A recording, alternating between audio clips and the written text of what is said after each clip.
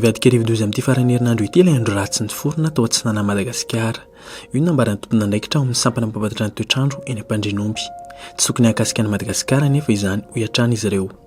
Efa lasa kosa ilay andro ratsy nitondra oram-be omaly sy afakomaly tany amin'ny faritra avaratry nosy. Ka foana avokoa ireo filazana lozamena ho an'ny faritra nahazo izany toa ny Sava Diana ary analanjorofo. Ity anankiray ity zany zao le niteraka oram-be tany amin'ny tapany avaratra ry izy efa tafiditra any amin'ny morotsiraka Mozambika tamin'ny alina teo.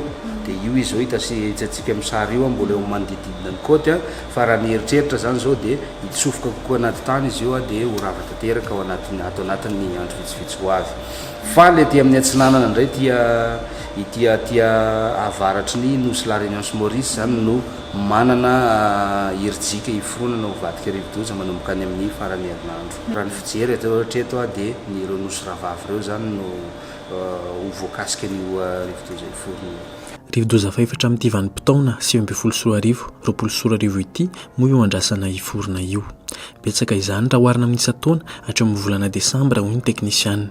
Mbola tsy afaka lazaina nefa fa hiavaka ity taona ity amin'izay lafiny iray izay ho hatrany izy ireo. Sarotra manao bilan fa ny bilan mbola tsy mi-parcours raha zany bilan antsika eto satria ny mi-parcours janvier eo zany tsika manao bilan. Ny azoko ambara fotsiny zany hatreto de précoce ny fiforonana cyclone tropical tamin'ity satria tany amin'ny année 2006 sy ny tany aloha 2006 nisy Rivo-Doza tonga hatrany amin'ny cyclone tropical intense tamina fiatomboana volana Desambra.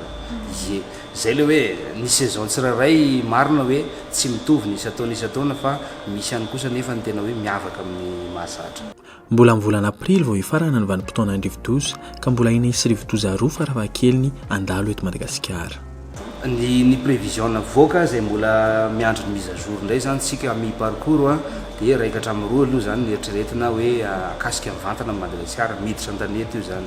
Belona zany anankiray de miandry ny faharoa tsika.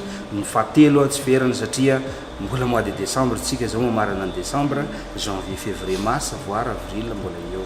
Fa io zany zao tsika de miandry de ny fiomanana no atao mavesatra.